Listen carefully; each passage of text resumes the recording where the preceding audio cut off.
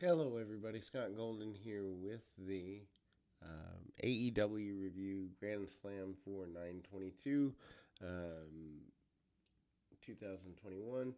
Probably the best wrestling show since, I don't know, 97.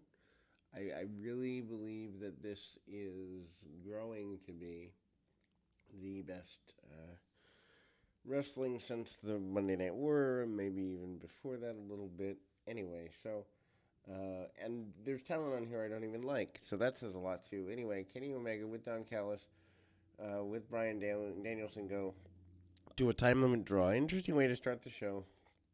I can see and understand the debate on both sides. The starting it can be good or bad depending on your perception. Overall, I think it didn't hurt the show. They stare at each other, opening the show, soaking in the cheers and all of that. Omega sends Danielson into the ropes, and Danielson breaks things with a chop. Uh, Omega gets kicked into the pectorals, and Omega breaks another hold, which Omega then counters Danielson. Monkey flip into a cartwheel and nails him with a chop. Danielson bends his fingers all the way back and lays in a bunch of strikes. Omega then tries to turn it around. Danielson keeps up the attack. Danielson sends Omega to the floor and takes him out with a very good tope dive. Back in the ring, Danielson hits a flying knee on Omega's arm and then lays in a bunch more chops and cuts him off with a knee to the gut. Omega hits a rolling senton, but Danielson gets the knees up on a moonsault attempt. Danielson then fights back with more strikes. Not a big surprise there. Hits a running forearm. Omega goes down and hits the Rana for a near fall. Omega then comes back. Danielson rolls to the floor. Omega then calls for the Terminator and lands it. Danielson counters with the Kudo Crusher and a series of flipping attempts. Flips into the cattle mutilation. Omega gets out of that, gets his foot on the ropes. Danielson follows up with a knee on the ramp. Danielson continues laying kicks, but Omega counters into a Snapdragon suplex on the plexiglass, then gets a massive running start and nails the V trigger, leading to a commercial.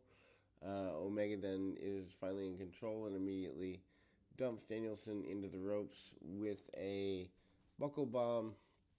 Omega follows up with a missile drop kick. Danielson cradles Omega for near fall, but then is taken out with a spinning heel kick and a V trigger. Omega then uh, sends Danielson to the top turnbuckle, but Danielson escapes and hits an avalanche back suplex. Then trades strikes until Omega hits the V trigger. Danielson comes up with a discus forearm and regal plex for great near fall. Omega cuts Danielson off and takes a little while to climb the ropes. They're 25 minutes in, lands a dragon suplex for another excellent near fall, hits another V trigger, and sets up the one wing angel. Danielson turns that into a reverse Rana, and Danielson avoids another V trigger and hits some kicks. Danielson goes for the knee, but then Omega turns it into a power bomb and a V trigger and a near fall. Omega then climbs the ropes, goes for a Phoenix Splash, but Danielson rolls out of the way. Danielson lays in a bunch of kicks. Omega then tries to fight back, and Danielson drops him with a buzzsaw kick. Rolls into the label lock, and he can't lock it in. And then Omega reaches the ropes. Omega hits a V trigger, and they both send each other to the mat with a kick and a bunch of strikes. Bell sounded, and there is a time limit draw. Young Bucks and Adam Cole run out. Danielson and Omega continued to fight. Bucks crush Danielson with a double super kick. Christian Cage and Jurassic Express run out, and the Elite run away. Punk is glad he's not wrestling tonight on Dynamite. How do you follow that?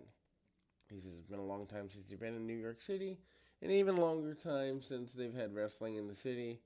Uh, Fans want the old CM Punk. They better be careful. He's just happy to be here and can't stay angry for very long. It's been so long. He gets angry because nobody can take that from him. Team Taz Powerhouse Hobbs, they should have put him to a table and finished the job because his job is to wake up and his job is to turn them back into Rampage. Powerhouse Hobbs goes to sleep. MJF defeated with Wardlow defeats Brian Pillman Jr. Pillman refuses a handshake at the beginning and gets a double leg takedown. Hits some arm drags and a back body drop. Pillman then manages to ultimately get where he wants to get with it.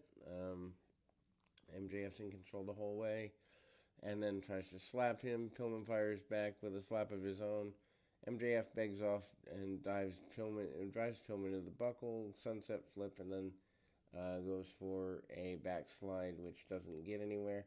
Once back from the break, MJF still in control and taunts Pillman about his late father. Pillman uses evasive maneuvers, then hits a crossbody, and Pillman lands a bunch of forearms, then a thrust kick, and drapes MJF over the ropes. This is a snap power slam for a 2 count. Pillman looks in for a dive, but MJF pulls Julia Hart in the way and uses distraction to hit a clothesline. MJF and Hart exchange words, but distraction allows Pillman to hit a diving dropkick, gives him an advantage there. Pillman then goes for the springboard, but MJF turns that into salt to the earth, forcing Pillman to submit.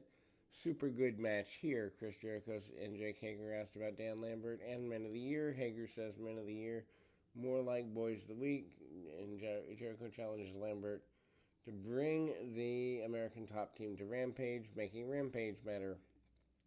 Mikael Black defeats Cody Rhodes with Brandi and Arn Anderson. Both men wrestle basically to a stalemate from the start. Cody then takes Black down with right hands, but Black surprises him with leg sweep. Cody rolls to the floor. Black goes into a dive, backflips into a cross-legged sitting maneuver, and then Brandi enters the ring, flips off Cody, and ultimately gets it enough to allow Cody to attack Black, turns into a modified octopus and cradle for near fall. Cody then sends Black at the ramp, hits a disaster kick, goes for the springboard. Black counters with a jumping knee right before commercial.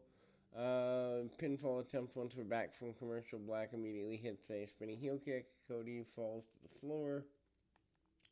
Black gets his legs in the rope on the cover. Black goes for the running attack. Cody uses a midsection chop block and then dragon screw across the ropes. Back in the ring, Black surprises Cody with a back elbow and a lifting kick. Black counters Crossroads and tosses Cody to counter. Some running offense. Cody then catches a kick and goes for the Crossroads again. Black escapes, but then Cody hits the Cody Cutter. Crossroads for near fall. Black is in the ring. Cody lands in the corner strikes and wouldn't break the ropes. Arn gets knocked off the apron and then implores Cody to get back in the ring. Back in the ring, Cody lands some strikes and then shoves the official out of the way. Black uses distraction to spray mist from his mouth and roll Cody up for the win. Really good match, better than expected, and Black is still strong. Sammy Guevara calls out Miro for attacking a defenseless man. Miro calls him a fool. Next week they'll face off for the TNT Championship, and Guevara wins. He'll be buying Fuego del Sol a new car. Sting and Darby Allin defeat FTR, Haywood, and Wheeler with Tully Blanchard. Allin starts off. FTR wants Sting in the match. Sting overpowers Cash right away, but there's brief interference from Dax, allowing FTR to take control. Sting fights back with right hands and body slams on everybody. Gut punch from Sting allows Allin to tag in. takes out both of FTR with a coffin drop. He then goes for another one on the floor. FTR catches him, tosses him to the edge of the ring ahead of the break. Once again, Allin uses evasive maneuvers to escape, beat down, and reach Sting for the hot tag. Sting then comes in, getting rid of Cash, hits a spinebuster on Dax for near fall. FTR wanted spike pile driver on Allin, but Sting sends Cash packing and lands a crossbody on Dax. Dax rolls up Sting for near fall, goes for the tombstone pile driver. Sting reverses it into a scorpion death drop. Allin looks for the coffin drop. Cash cuts him off. Sting lands Stinger Splash on both members of FTR and a scorpion death drop on Cash. Dax and Tully try to get him into splashing a chair, but Sting has that scouted and locks on the scorpion deathlock. Cash tries to pull his partner into the ropes. Allin cuts him off with a coffin drop, and Sting pulls Dax into the center of the ring for the submission victory. Then we get Rhodes to the Top promo, which is Cody Rhodes' reality show. Rampage Grand Slam Part 2 for 9/24. Punk and Powerhouse Hobbs, Lights Out, Moxley and Kingston versus Suzuki and Archer, Lucha Brothers and Santana Ortiz versus Private Party, Butcher and Blade, Anna Jay, Penelope Ford, Adam Cole, Young Bucks versus Christian Cage and Jurassic Express, Hager and Jericho versus Men of the Year. And then next week, 9/29, TNT Championship, Miro, Sammy Guevara. Women's Championship to close the show, which kind of strikes me as odd anyway. Awkward collar and Omo tie up at the bell. Technical exchange, Soho lands a kick to Baker. Recovers on the floor, Soho climbs the ropes and lands the cross body on Rebel and Hayter, but caught by a thrust kick and hits the Hangman on the floor. Soho uses head scissors to send Baker face first into the buckle. She lands a bunch of kicks and goes into a leg sweep. Baker counters into a forearm smash. Soho comes back with a backdrop and a thrust kick, but Baker cuts her off. A super kick leading to the double down. Slugfest, both women trade strikes. Soho gets an advantage. Soho then goes into lockjaw. Soho escapes, but Baker keeps up the momentum with a sling blade. Rebel pauses. Baker then goes for the glove. Soho then counters into the curve stomp and applies single leg Boston Crab and catapulted Baker into the turnbuckle and hits a step up enziguri before top rope senton and a good near fall. Baker then comes back with a neck breaker and a thrust kick before going for the 2 and then hits the Pittsburgh Sunrise. Soho pops up, tries to suplex Baker on the floor, and then they fight top rope. Baker hits a nasty avalanche air raid crash for near fall. Baker then stomps Soho in the face and hits curve stomp for another near fall, argues with the officials, and Soho rolls her up for near fall. Soho hits the no future on Baker and Rebel, but distraction allows Hayter to attack. Then Baker takes advantage and gets the lockjaw in to retain. We'll be back with more right after this. Best Dynamite to date, and probably the best wrestling show top to bottom in, like I said, maybe since 97.